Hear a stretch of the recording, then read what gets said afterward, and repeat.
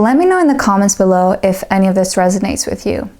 Do you feel like your childhood was deprived? Do you feel like you skipped a few steps before becoming an adult? Did you ever feel that you had to be the parent in your family? Did you feel that you had to take on more responsibilities as a child as compared to other children around you? Or did you feel like you connected better with adults rather than children your own age? So I'm going to use this video to explain what parentification is, the different types, and how to manage it.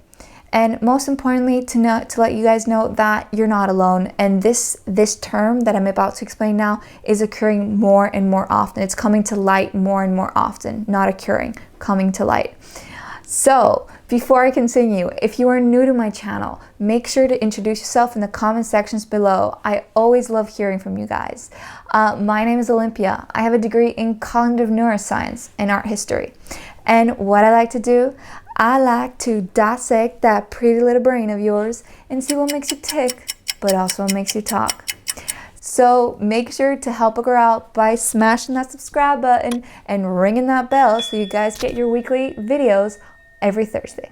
And let's start. Now today I want to talk about something that's called parentification. It was coined in 1973. And I didn't know about this term until recently. And when it did, I kind of got that. And it basically means that the role between the parent and the child are reversed. And the child becomes a caregiver instead of the parent. Now, parentification can be a good thing in a sense because the child grows up earlier but has a greater sense of responsibility, is a great caregiver. But most likely, research has shown that this type of invisible childhood trauma, parentification, leads to depression, anxiety, and more severe psychological disorders. So, parentification has two types. We have emotional parentification, which is when the child takes on the role of the parent in terms of responding in a way that the parent would expect their spouse to respond. Let me try and explain that because I didn't get it the first time I said it. And even when I said it, it sounded confusing. So basically, let's say your mom is reacting in a way and the reaction she expects from you is something that she would normally expect from her husband. Now this doesn't involve sexual, but let's say she is crying over the finances, over your finances.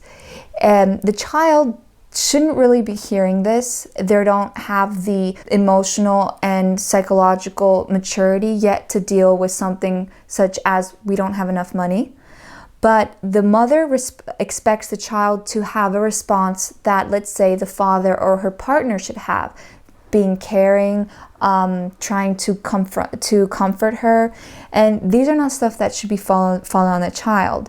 And this also includes emotional incest, which is something that I'll be talking about in my next video. And the second type of parentification is the industrial type. Now, this one is basically that the kid is literally taking on physically the responsibilities of a parent.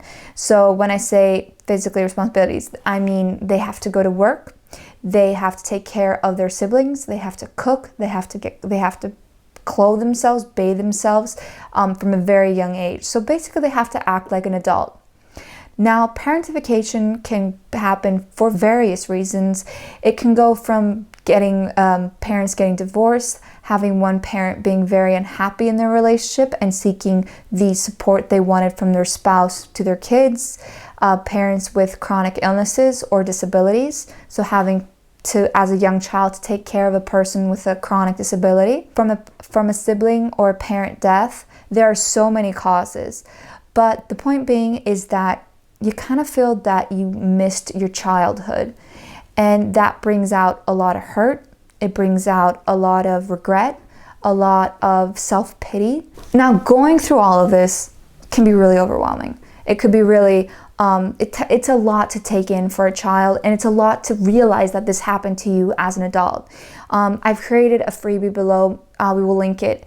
Make sure to check it out. It's 6 ways to underwhelm when you're overwhelmed.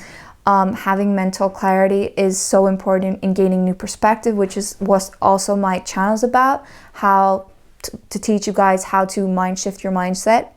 But what can you do after you realize this? So after it hits you and you realize that you are a parentified child and that you've served as a parent more as a child, the first thing you can do is make a list. Make a list of things that you think that you were deprived. This could be playing in the snow. It could be something that you consider juvenile right now because your adult brain, and even back then as a child, was thinking, no, this is not time to play. I have to be responsible. I have to offer something. But I don't want you to do that. I want you to write down the most juvenile, selfish things you can think of that would bring you joy to what has been referred as your inner child. So like I said, is that playing in the snow? Is that going to the park? Is it getting a board game? Or buying something that as a child you never had the guts to ask, I guess you would say, but it's not mostly guts in the sense that you had this responsibility falling on you. So playing was not that more important. Placate that child. Now, this is the harsh truth time, guys. If you're a parentified child, you were deprived, like I said, of certain stages of development in your childhood. You are most likely not familiar with boundaries because they've been crossed. You're not familiar with the difference between compromising and sacrificing because you're used to self-sacrificing all the time in all your relationships because that's how you grew up. You're also probably codependent because you feel that if you're not offering something, if you are not the savior in someone's life, if you are not doing something, why would that person be with you? And so your emotional well-being is completely enmeshed with whoever your partner is. So unfortunately, this is the part where is ironic and harsh to time. You have to reparent yourself. So literally, you have to be a parent to yourself. So you were a parent to your parent, and now you have to be a parent to yourself, to your adult self. And you have to be able to understand, kind of distinguish between your child and your adult self, and read and teach you all the things that you were not taught. So what are boundaries? What is self-love? What is being independent? What is the difference between compromise and sacrifice? By the way, I explained this in my video above. I will link it below also. And that takes a lot of process. That takes a lot of time and patience, but it is so worth it in terms of getting your relationships back on track. Another thing is that accept that you were robbed from your childhood. Accept those feelings. You may find that it's juvenile, but feel that anger, feel that regret, feel that sadness that you missed your childhood, that you were robbed of those moments. Admitting and feeling those emotions is so important in the therapy and the healing process, because if you're not, you're just kind of living in denial.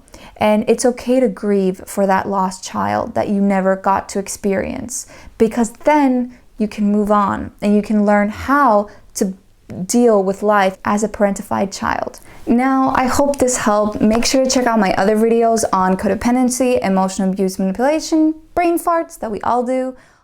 Don't forget to smash that subscribe button, ring that bell for your weekly Thursday videos. Give me a huge thumbs up, make mom argue them love me. But most importantly, guys, share this video with someone who needs to hear it. And that's it, folks.